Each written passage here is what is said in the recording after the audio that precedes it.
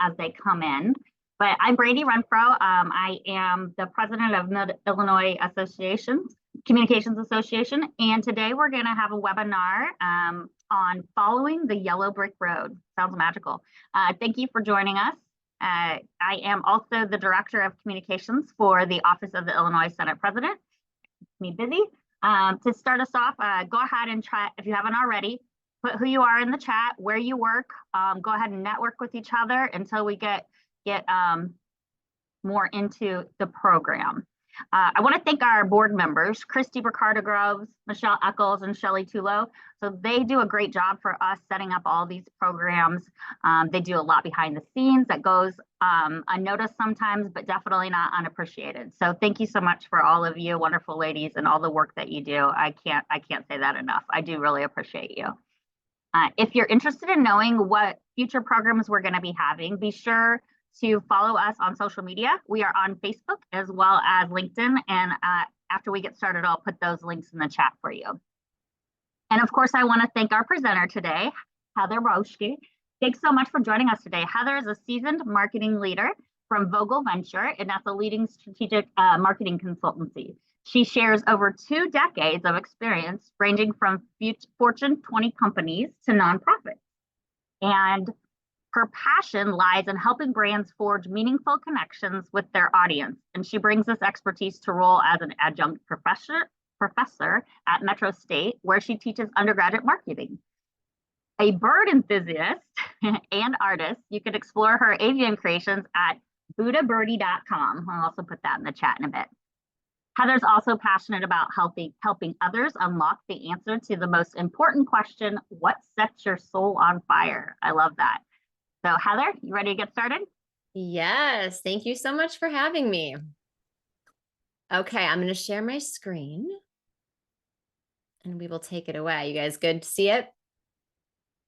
Okay, like I said, thank you so much. I know Christy, we worked together in past lives, and so I just adore her and think the world of her. So Christy, thank you so much for inviting me today. I love this topic. I love talking about following passion and everything that's in our hearts, because I think that our job while we're on this earth is to discover and find out all the dreams in our heart and pour them out. And so we're going to be talking about how to do that and how I've done that. And so first, just a little bit about me. Originally from Wisconsin, like I said in the chat, I'm from southeastern Wisconsin. I've been living in Minnesota for the last 25 years. So Minnesota is now home. I've been in marketing my whole career. I have a fur baby named Beans, and that's him right there, cute little bugger. And yeah, I'm a birder and a bird artist, and I've written a series of children's books with my bird drawings, and we'll talk a little bit more about that. And I am an optimist and a life by design advocate, because for too long I lived a life by default. Okay, so let's just level set before we get into it. This is sort of what my life looked like after graduating college, getting my first job up until about 2019. My North Stars were, I need a job, I want to advance, I want promotions, I want more money, I want a better title, I want more people on my team. It was a lot of work and not a lot of not work. And so for the first half of my career and really my life, I kind of subscribed to society's measures of success. I got the job I thought I always wanted, only to look around and just think, is this it? Like, is this all there is? Because I don't think this job is everything I thought it would be. And so in 2019, after getting let go, I really did some soul searching to figure out, okay, if I'm not that person running around with my head cut off from meeting to meeting with the job and the title and the salary, who am I? And I think it's really easy when we tie ourselves to our titles and external things, our internal value kind of gets lost. And so I started to look for that, and I found it. And so 2002 through 2019 was all about work. In 2021 was a really good year. In 2021, I got fired for the second and hopefully last time. I rediscovered drawing, which is something that I hadn't done since I was in middle school. I realized that my plan wasn't the plan that was working for my life. I redistributed my Fs. I think as we get older, we don't necessarily lose them. I think we just put them in the right buckets. I started my own marketing consulting business, and I started to lean into the signs of the universe and pay attention to the doors that were opening instead of knocking on doors that were shut. And so really everything that we're going to talk about comes down to this sentence that we can't spend 100% of our lives on 10% of who we are and expect to be fulfilled. And I know this because I lived this. And I think we think about the work bucket and the family bucket, and we fill and we refill these two buckets like no other bucket exists. And we are all so much more than what we get paid to do and the role that we play in our families. And I think when you unlock the different parts of who you are, you show up more powerfully in all the ways as a better mom and partner and dad and brother and leader. And so I'm going to share my journey and how I unlocked a different part of who I am in the hopes that it inspires you to think about who else is inside of you waiting to come out. And so it all starts when I was, I don't know, about 7 years old. My grandpa gave me the nickname Heather Feather. He'd always call me that. And our first family pet was a cockatiel bird named Birdie. My parents weren't super original with the names, but lo and behold, they had no idea that this would turn into a whole little birdie buddy series. And so birds have always been something that I've been drawn to, that I've loved. If I could have any superpower, it would be flight. So this bird love started when I was pretty young. And in 2021, after COVID lockdown, I very clearly heard a voice telling me to draw again. And it was kind of urging me to, like, you should draw again. You need to draw again. And I think that we all get downloads in different ways. And when I say downloads, like messages from the universe or spirit or God or whatever you believe. And some people see visions, some people have dreams. I literally hear voices, and this voice told me that I should draw again. And so I bought a sketchbook and pens and markers. And the first thing that I drew was this little chubby chickadee. And so in January 2021, this one little chubby chickadee, I remember looking at it and thinking, I'm going to draw fat birds. So I started drawing fat birds, and I would draw the bird and then I would name the bird. So we've got Gordon the goldfinch and Clarence the cardinal. If you guys saw on my first slide, I'm a huge Springsteen fan. And so if anyone knows Springsteen, Clarence Clemens is the late great saxophone player. He was a big man. Clarence is a big bird. So that's kind of my homage to Clarence and Springsteen. Lucy the loon. And so as I was drawing and naming these birds, kind of without realizing it, I was creating these little characters, because you start to think about, like, what is Pepper the piping plover like? And what is Lucy the loon like? And after drawing these birds, and I would look pictures of them up online and just kind of draw them by hand and try to get the proportions right. And I would just start learning more about birds. And I got a little bit more interested in who's visiting our backyard bird feeder and going on bird walks and actually going birding and counting the birds I saw. And I just got immersed in this world of birding and taking pictures of them. So these are 2 pictures of herons I've taken. The top one is a green heron and the bottom one is a blue heron, which is my favorite bird to see, actually. And so one thing that was happening while I was birding and being out in nature is I was doing a lot of healing. And I don't think I realized that until kind of, a few years afterwards, like that was what was happening. And I think, we all have gone through COVID and survived. There was a lot of trauma that came with that, a lot of healing that needed to happen. I mentioned I've been fired twice. And I can say that now with like the confidence of I've been fired. But for a long time, it was, what did I do? Why didn't they want me? Why didn't it work? I twisted myself in a pretzel to be who I thought they wanted me to be, and it wasn't good enough. And so there was just a lot of healing that I needed to do. And that's what nature was doing. I mean, you can have all the worries and like sit next to a tree with the wind blowing and just kind of breathe.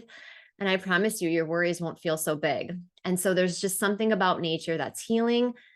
And the other beautiful thing I love about being in nature is that it reminds us of how little we actually need to live really fulfilling and happy lives. And the other lovely message and realization that I got in nature was this idea that there's magic all around us all the time, like all the time. We have access to magic. And that picture before, when I'm walking here, this is at Wood Lake, which is a beautiful nature preserve in Richfield, Minnesota. And it's my favorite park to go birding.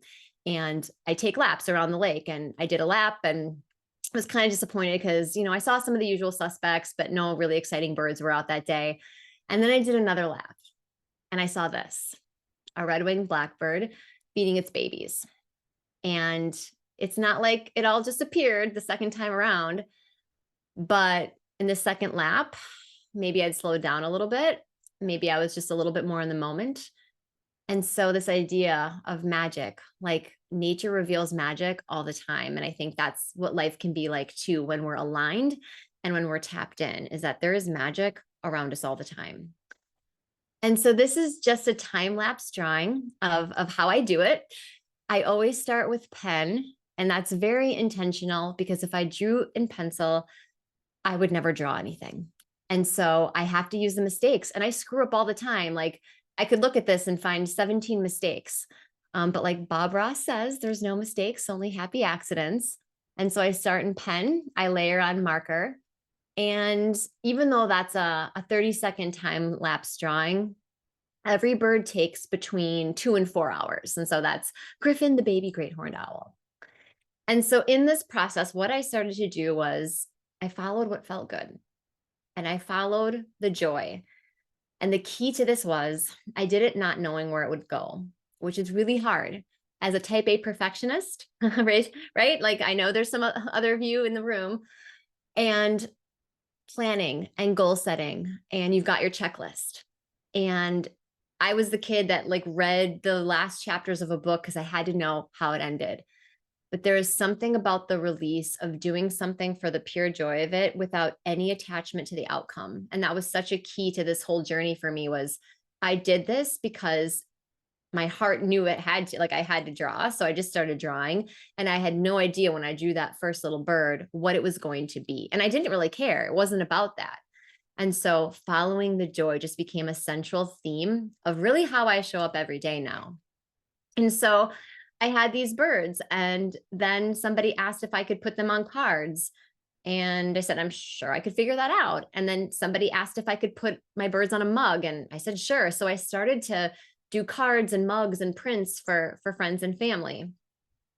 And then this idea of a children's book started to grow in my heart because I was learning so much about birds and looking at my illustrations. They're not particularly lifelike. They're fun and they're cute and they're playful. And there's just this like childlike spirit about them. And so I thought combining the facts that I was learning about birds with these playful illustrations could be a really fun children's book. And I sat on it. And I sat on it for probably 2 months. And the talk track in my mind was, who are you to do this? You're not a real artist. You're not an author. You don't even have human children. Like, who are you to write a children's book?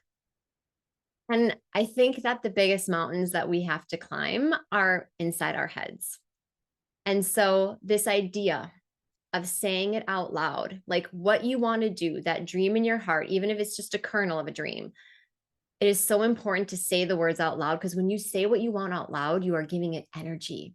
And every thought and every word we say is a request into the universe. What we put out comes back to us. So if we're putting out anger and resentment and complaining, guess what's going to come back?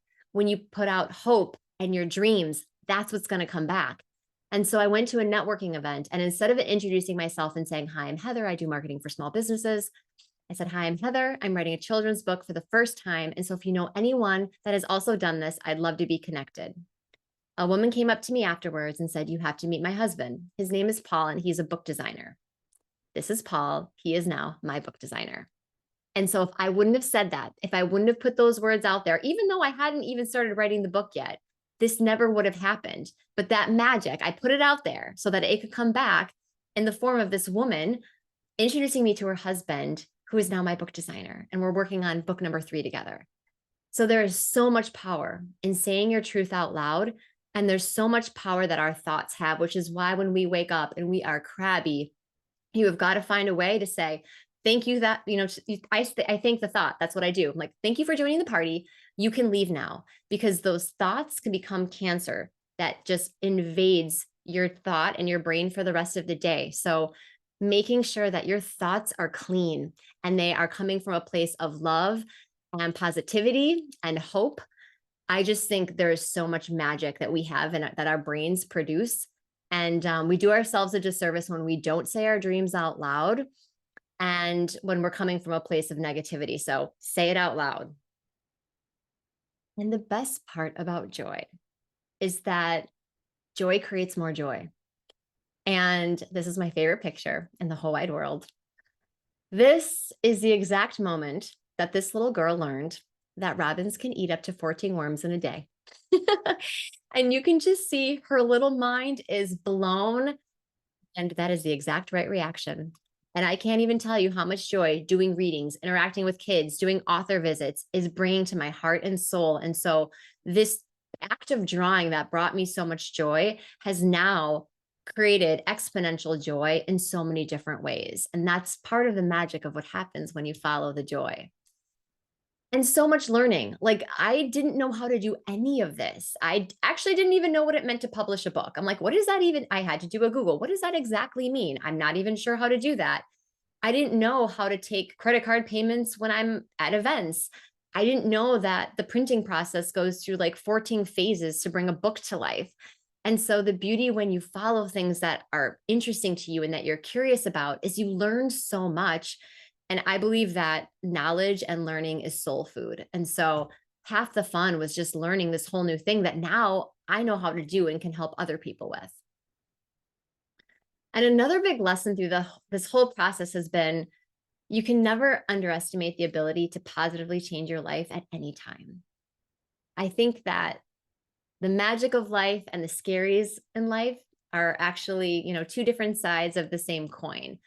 And while this was scary and I didn't know what I was doing, sometimes you just have to keep kind of feeling that fear and that I don't know, and should I do this, and push through anyways to get to that magic. Because if I wouldn't have, like, these birds have become such a profound source of joy and flow and just purpose in my life that I can't imagine not having this. And this was not a thing 5 years ago.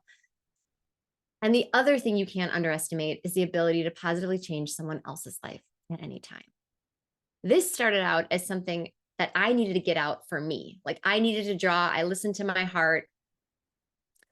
But I get pictures like this with this grandpa and his granddaughter, and this moment being brokered by my book.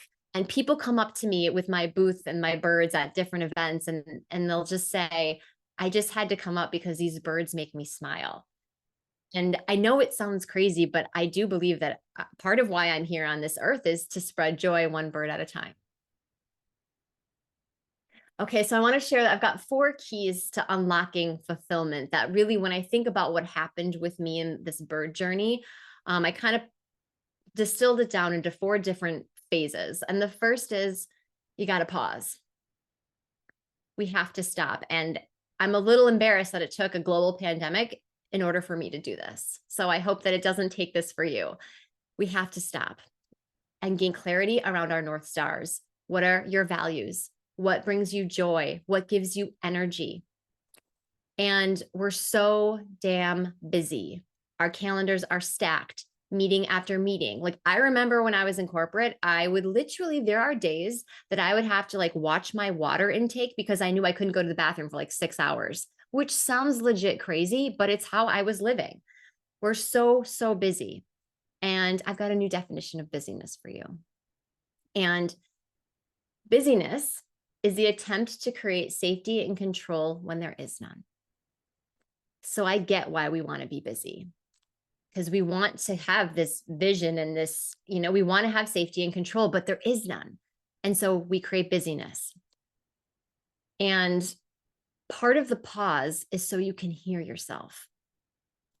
Your heart is where the truth lies. It always is, especially women. We ask other people all the time for advice and what to do.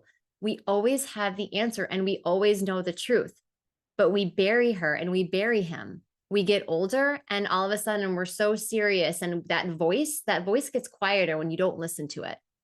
And so taking that pause to really listen to yourself, and sometimes listening to yourself is hard. How long ago was this now? 13 years ago? 13 years ago, I had a fiance.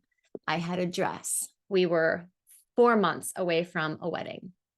And I heard this voice, and it felt like it was screaming in my ear. There was one night we were out, and this voice said to me, "You can't marry this man. This is not the life you want." And we broke up. The wedding never happened. And that put me on a direct path to my now husband. And we're celebrating 10 years this year. So that voice, you've got to listen to it. And again, sometimes it's painful too, but you know how like there's that one friend, and maybe it's your mom, where it's like, I don't even want to tell them because they're going to give me the real truth. That's what is inside of us. And you got to start listening to that. Your heart is where the truth lies. The second part is exploring. So we've stopped. Now it's time to let your curiosity run wild a little bit. What are you meant to explore and try out? And one of my favorite questions to ask people is, what sets your soul on fire? What makes you feel alive? What creates energy for your spirit? What makes your heart sing? And it's okay if you don't have an answer, but follow your curiosity. There are things that you wonder about. It could be a country. It could be a language. It could be maybe you're like, gosh, you know what? I've always like wondered what it would be like to run a Wild Birds Unlimited store. Whatever that kernel of curiosity is, those are clues to what could unlock something in you. So follow your curiosity. And part of that is trying things. And so find things to be bad at. And I promise you, 99.9999% of the time, you're not going to die. And so this is me and my friend Emily. We took a salsa dancing class, had never done it before. I very quickly learned that this is not a superpower of mine, and I will not be unlocking a salsa dancer. She is not in here. But we had fun, and I learned something new. And the difference between when I first started and the last day of class, it was something. I mean, my hips just are not meant for salsa dancing, and that's okay. But find things like that. Like there was something in me that was like, I want to learn more about that. Jewelry making, pottery, like you know what you are interested in. What can you start to try? And the reality is, your first time is not going to be your best time, and it doesn't have to be your last time. The reality is, nobody effing knows what they're doing. We are literally making this up as we go, all of us. I've been a business owner for 3 years, and somebody asked me the other day, like, who I used for business, what was it, business liability insurance? And I just said, what even is that? And another story about this. So my first book came out. It was published in February of last year. It's called Little Birdie Buddies in Minnesota. And I was so excited. I sold 200 copies. They were out in the world. And I was so proud of my little book baby. And my friend's husband reached out to me and said, I think you're missing a word on a page. And I said, no, that's not possible. I've read this damn book 800 times. It's been copy edited. It's been proofread. There is no way. Sure enough, on the page that says, it's supposed to say, Sammy is a house sparrow, it says, Sammy is house sparrow. I forgot the A, and I missed it. A bunch of people missed it. Nobody else has really said anything to me about it. I've fixed it since. But instead of letting that stop me and thinking, gosh, I'm the worst, how did I miss this? I just thought, you know what? Now there are 200 like special edition copies of my first book that is like no other copy. It's like the upside down penny. And so if you think anyone is knocking it out of the park on their first try, you're spending too much time on social media. That's not happening. Number 3, we've got to play more. Again, we are very serious adults with responsibilities and things to do. But the value of getting lost in something you used to love unburies that inner child that we have buried with responsibility and being serious. It's like, I don't know, at 23, something switches and all of a sudden we're very serious people that can't have fun anymore. And so we are all still our inner child. Like we're all just big kids. And so finding the time to play, That you have to also lean into that unbusyness again. You have to be unbusy to pause. You also have to find time to play. What did you love to do as a kid? What did you lose track of time when you did it? What did you used to like go race to do? I remember like getting home from school and racing to my room to get my paper and my colored pencils out. What is that for you? And soar, now this is where you get to release what is trapped inside, because when you pause, when you start to get curious and try things and play, there is something that is going to get activated in you. Something where you're like, you know what? I used to love doing photography. I used to love writing. You start doing that again, all of a sudden, there is a door that you didn't even know existed has been opened.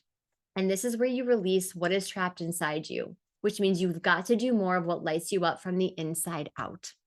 This means prioritizing your peace. This means protecting your joy. And we can't make time, but you can carve it out. Carve out the time to do those things and guard it with your life. And so these are little screenshots from what I see on my calendar every Monday from 8 to 10 a.m. It used to say bird time.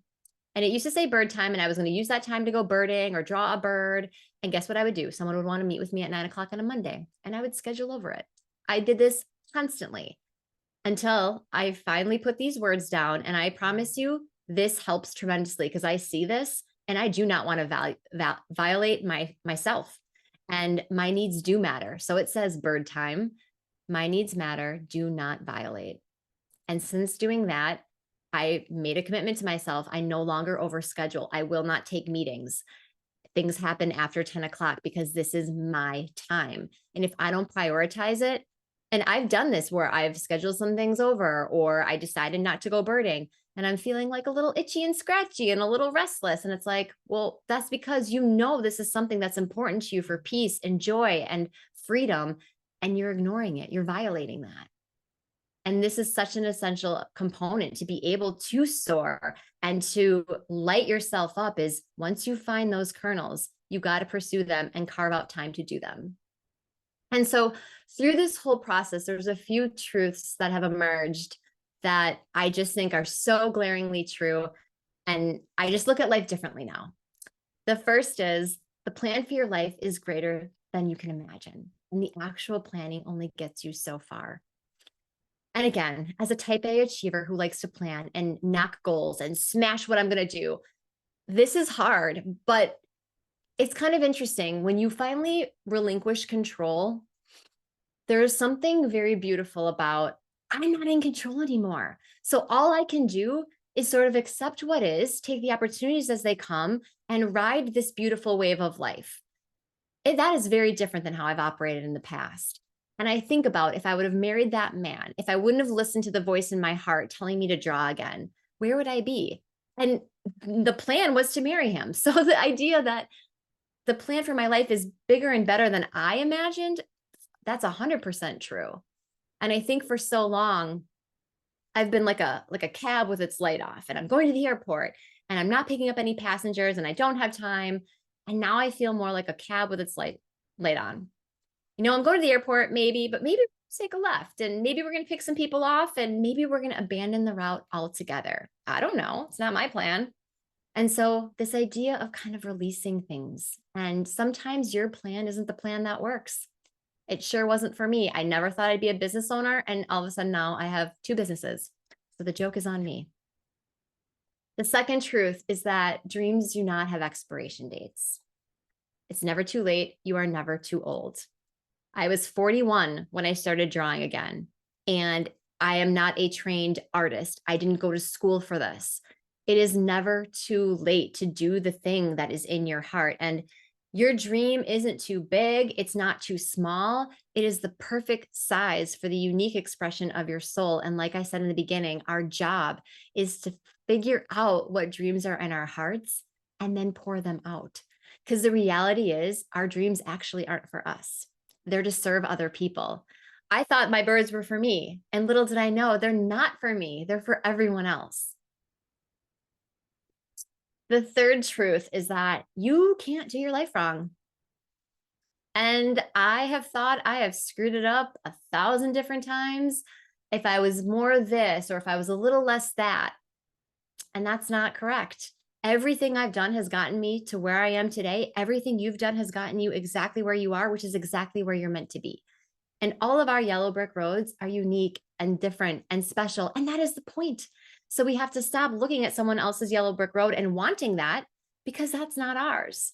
And I believe we all have many roots and so many gifts. And what you give attention will grow. And so for too long in my life, the work route was the only thing getting attention. And so think about what you could be ignoring and giving attention to so that it continues to grow. Oh, this is my favorite one. There's nothing you have to achieve or become. You already are, you always have been, and you are who you've been waiting for. There's nothing outside of you. Everything is trapped inside. And the question is, what are you going to let out? There is nothing that you can achieve. You are the only you that will ever be, right? Like you are a once in a lifetime miracle, and you have gifts that the world needs. And I promise you, it's not to pay a mortgage and grind at a job. I promise you that. Because what started as one little chickadee in 2021 has turned into over 70 birds drawn. I've got 3 books out, almost 3. And I don't say that as a look at everything I've done. I'm saying that as this was in me. Like, and who knows for how long? Has this been in me for 20 years? Has this been in me for 15 years? But this was in me. These birds were waiting to come out. And so the question is, what is inside you waiting to come out? What is what is your version of birds that needs to fly out of your heart? And so now my pie is way more interesting, way more fun. And my North Stars are joy, peace, and freedom. If what I'm about to do does not deliver those things, I'm not doing it. And the reality is, we are not supposed to stay the same. You are not the same person you were 10 years ago, 10 months ago, maybe even 10 minutes ago. I don't know. And you have the ability to do things you haven't even imagined. And my little birdies are proof of it.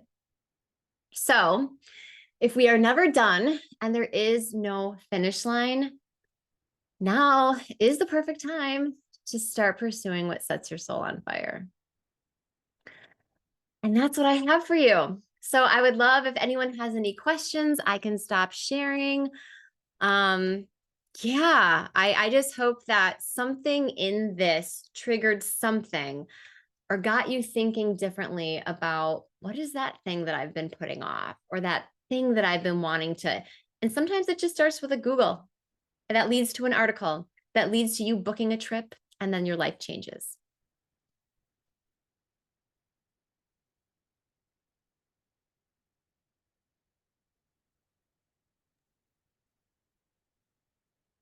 Heather, I don't know if you can see the chat, but I did put in the first question to kick us off. So what's the first step of putting yourself on a different path?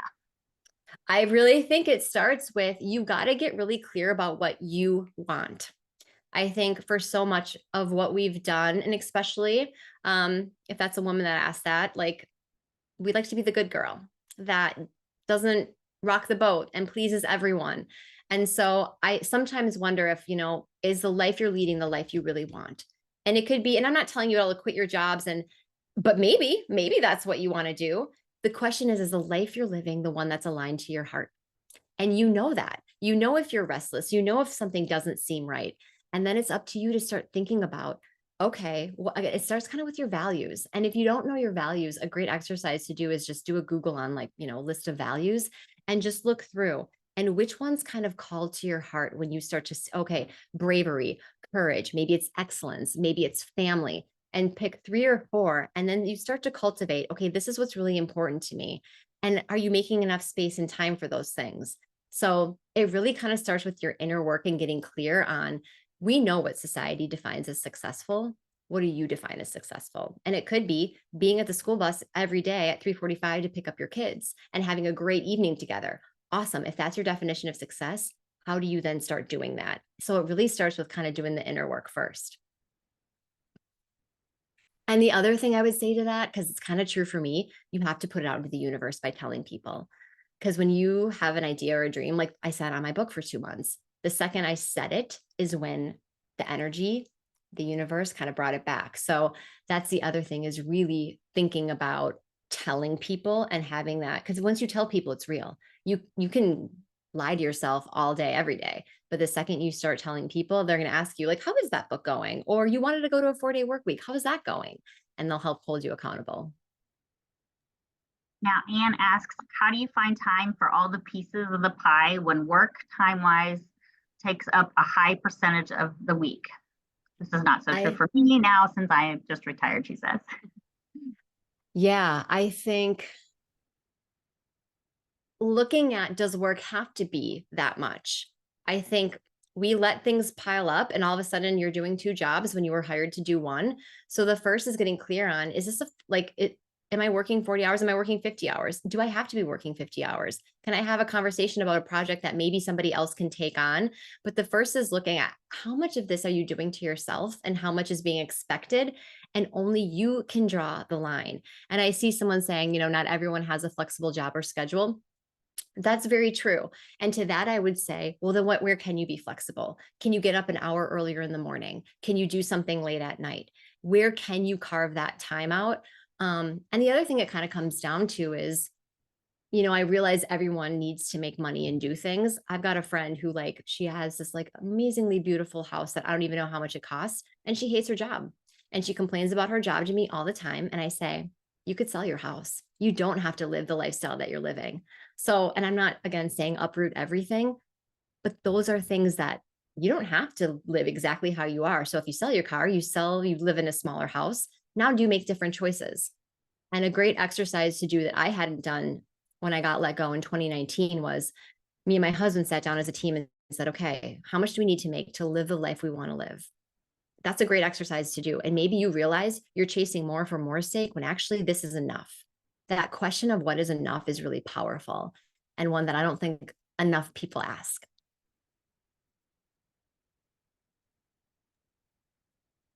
How do you keep your peace and positivity if you have negative energy around you? So with this one, I would say you protect it by, okay, and so maybe it's someone that reports to you and all they do is complain about something. Great. You get 1 minute to complain, and now we're talking about solutions. I think part of protecting your peace is setting boundaries. And for example, I love my mom dearly. She brings me down every time I talk to her. And I think that, and all of this comes from generational things that she's gone through, and she's trying to protect herself. So she goes to a worst case scenario, but that worst case scenario brings me down. So when I call her and she tells me oh, did you hear who's dying now? And so I have to limit my interactions. I can't, she's my mom and I love her, but talking to her once every 2 weeks instead of every day, okay, that's a shift I can make. And so the first part is recognizing, where is the negativity coming from? If it's people, if it's places, if it's things, and then you have to figure out how to either eliminate, and eliminating is not always possible, especially when it's family, but then how do you make that time with them condensed? I don't know if that's helpful, but that's how I do it. Because there are people that you can't, and then you always come from a place of compassion, knowing that when people are coming at you with negativity, it's that whole thing where hurt people, and you pour out what is in you. And I think about again, I've been fired twice. I've had terrible bosses in my career, and all of those bosses have been really miserable people. And their pain just poured out on everyone else because they were so unhappy. So the best thing you can do is get your internal weather right, because that's the only thing you can control. And so when that negativity comes at you, you kind of build that resilience, your umbrella a little bit, think of it as your force field. But you can only do that when you are really grounded and you've got that positivity. And the best you can hope for is that maybe some of your positivity will shine on them, because they're not in a good place and you wouldn't want to switch places. Have there been books, articles that have helped you crystallize the thoughts you've shared with us? Yeah, you know what? I'm a big reader of a lot of different things. And one book that I've been reading is The Seat of the Soul, which is really, really good. The Gap and the Gain is another really great book that I recommend. And I love Oprah.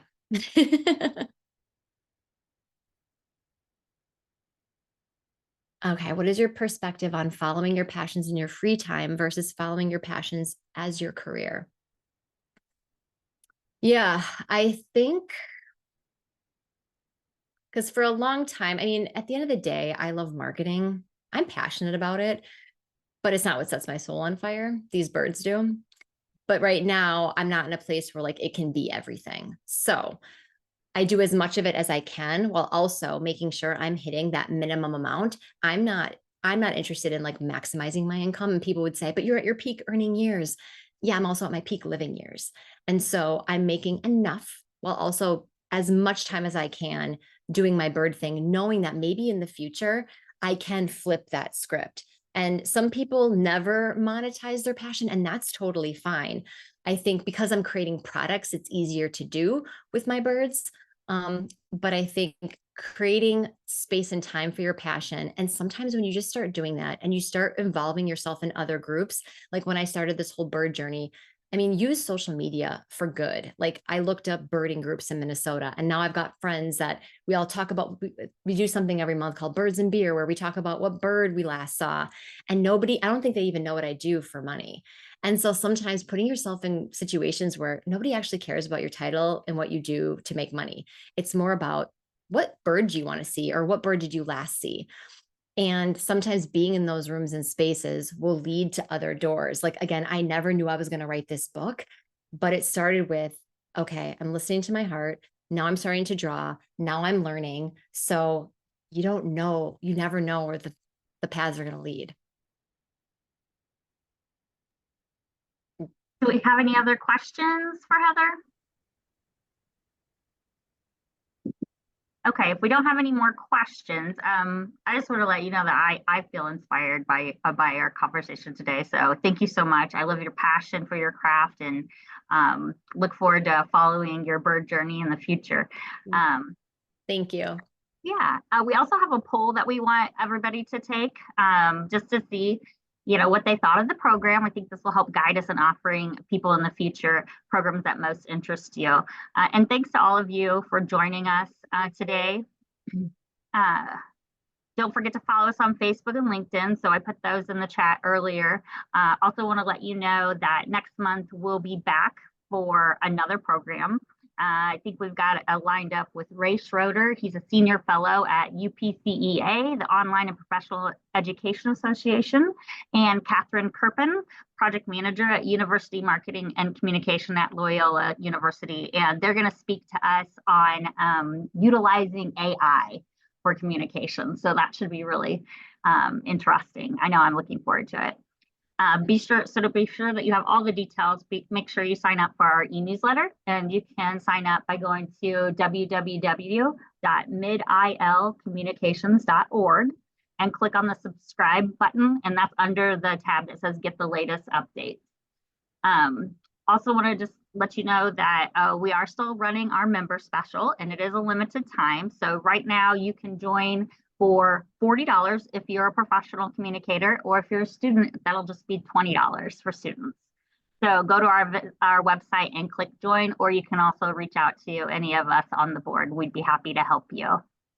So thanks again, Heather. This was so much fun. Like I said, I look forward to following your journey in the future, and I'm ready to kick off the rest of my day now with your energizing conversation. Awesome. Yeah. Thank you so much, you guys. This was a lot of fun. Take care.